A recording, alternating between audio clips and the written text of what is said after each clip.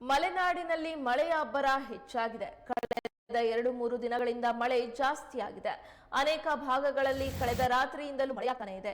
ಇನ್ನು ಯಾವ ಭಾಗಗಳಲ್ಲಿ ಎಷ್ಟು ಪ್ರಮಾಣದ ಮಳೆಯಾಗಿದೆ ಅಂತ ನೋಡೋದಾದ್ರೆ, ಸಾವೆಹಕ್ಲಿನಲ್ಲಿ 116 ಮಿಲಿಮೀಟರ್, ಚಕ್ರದಲ್ಲಿ 111 ಮಿಲಿಮೀಟರ್, ಯಡಿಯೂರಿನಲ್ಲಿ 72 ಮಿಲಿಮೀಟರ್, ಮಾಣಿಯಲ್ಲಿ 67 ಮಿಲಿಮೀಟರ್, ಹುಲಿಕಲ್ನಲ್ಲಿ 56 ಮಿಲಿಮೀಟರ್, ಮಾಸ್ತಿಕಟ್ಟೆಯಲ್ಲಿ 65 ಮಿಲಿಮೀಟರ್ನಷ್ಟು ಮಳೆಯಾಗಿದೆ. ಕೆಲ ದಿನಗಳಿಂದ ಬಿಡುವು ನೀಡಿದ್ದ ಮಳೆರಾಯ ಮತ್ತೆ ಅಬ್ಬರ ಶುರು ಮಾಡಿದ್ದಾನೆ. ಪಟ್ಟಣ ಸೇರಿದಂತೆ ತಾಲೂಕಿನಾದ್ಯಂತ ಉತ್ತಮ ಮಳೆಯಾಗುತ್ತಿದೆ. ಆಗಸ ದಟ್ಟ ಮೋಡಗಳಿಂದ ಆವೃತವಾಗಿದ್ದು, ಕತ್ತಲೆಗಟ್ಟಿದ ವಾತಾವರಣದೊಂದಿಗೆ ಥಂಡಿ ವಾತಾವರಣ ನಿರ್ಮಾಣವಾಗಿದೆ.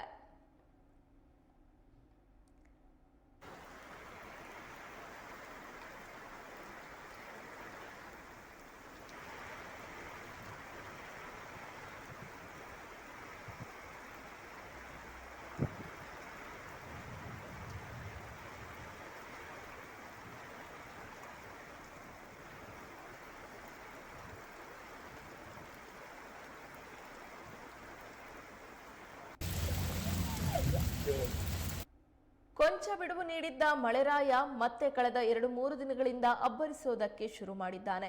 ರಾತ್ರಿ ಇಡೀ ಬೆಂಬಿಡದೆ ಮಳೆ ಸುರಿದಿದೆ. ಈ ಹಿನ್ನೆಲೆಯಲ್ಲಿ ಮಲೆನಾಡಿನಾದ್ಯಂತ ಉತ್ತಮ ಮಳೆಯಾಗಿದೆ.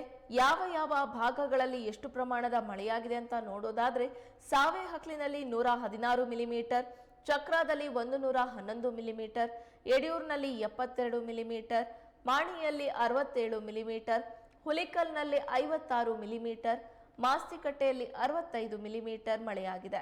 ಕೆಲ ದಿನಗಳಿಂದ ಬಿಡುವು ನೀಡಿದಂತಹ ಮಳೆರಾಯ ಮತ್ತೆ ಅಬ್ಬರವನ್ನ ಶುರು ಮಾಡಿದ್ದಾನೆ. ಪಟ್ಟಣ ಸೇರಿದಂತೆ ತಾಲೂಕಿನಾದ್ಯಂತ ಉತ್ತಮ ಮಳೆಯಾಗಿದೆ. ಆಗಸ ದಟ್ಟ ಮೋಡಗಳಿಂದ ಆವೃತವಾಗಿದ್ದು, ಕತ್ತಲೆಗಟ್ಟಿದ ವಾತಾವರಣದೊಂದಿಗೆ ಥಂಡಿ ವಾತಾವರಣ ನಿರ್ಮಾಣವಾಗಿದೆ.